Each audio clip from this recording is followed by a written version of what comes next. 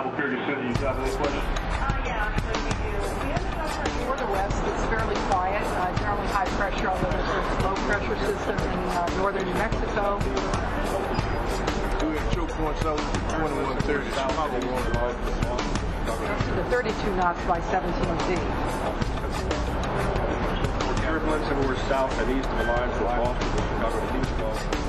Also for San Francisco, they're expecting clear skies, northeasterly winds, gusts below 20. And if the winds stay low in New York, we don't expect any issues in New York. This is the National Airspace System. We call it the NAS. And this is a giant screen computer depiction of what the NAS over the continental United States looks like on a typical afternoon. Each one of those tiny icons represents a real airplane.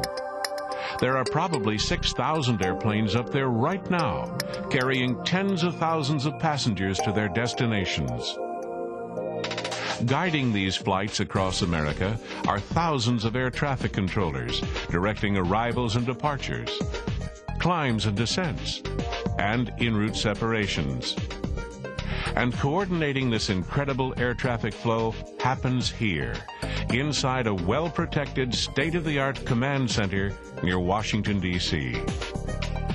It is here that a never-ending vigil is going on right now, for this is where the FAA coordinates more than 50,000 air operations every day, including airliners, cargo carriers, business jets, military planes, and general aviation flights. In all, 70% of the world's daily air operations right there in the sky above you. The FAA System Command Center works tirelessly to maintain what it calls throughput or flow in the NAS, which is made up of hundreds of incredibly busy air corridors that crisscross America's skies. Before the command center existed, the most airlines could do was react to problems as they arose, resorting to such measures as in-flight holding, often in dangerous weather.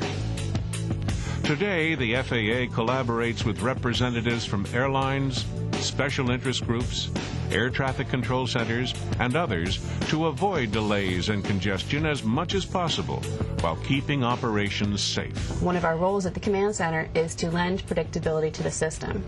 And by getting information from our members, by understanding where they're planning on being when, we're able to give the command center more predictability to better pinpoint where is our traffic going to be at what times, so that they can do better strategical planning 6 or 8 hours in advance instead of maybe 1 hour before the event is going to occur. The Air Transport Association has 23 associate members, some of them air carrier as in passengers, some air carrier as in cargo carriers.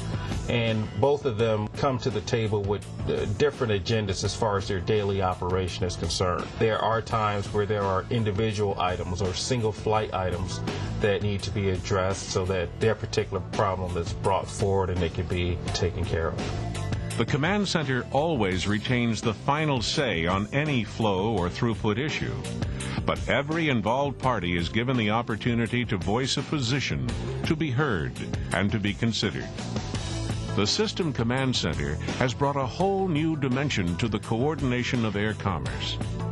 So, what's the biggest single challenge to throughput and flow? It's the unpredictability of storms and other weather delays. By and large, weather has the largest impact on aircraft in the system. Severe weather is a little harder to pinpoint than the other weather. You can see when the low ceilings and the visibility at an airport is such that it makes it dangerous to depart or to land. Severe weather may be impacting a portion of your route of flight that you know nothing about because it's 400, 500 miles away. But to safely and efficiently route around those flights, we will try to depart them from the ground with a route that'll keep them clear and allow for the other volume that's also trying to clear that weather. Obviously, the number one responsibility is to always keep the system safe. As part of that commitment, the FAA maintains thousands of backup components for its airport lighting, navigation, and radio equipment, with a manager on site at the center to coordinate offline repairs. Experts are also on hand to bring a backup system or backup power online as quickly as possible. Most of the systems we have are 99% reliable, and it varies from system to system on which ones are more reliable, but you will find a lot of redundancy in the systems that we have in the NAS. The National Airspace System is organic.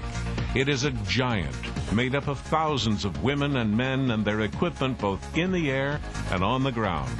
The command center's scope and its brain trust has become a model for the rest of the world. It also looks to the future prospects of space-based guidance and control systems.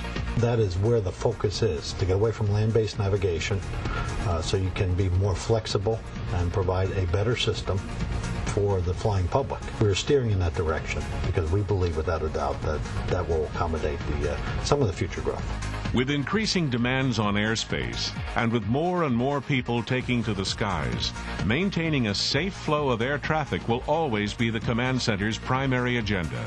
Since the FAA's Air Traffic Control System Command Center came online in the mid-1990s, America's skies have been better coordinated and more efficiently run than ever before.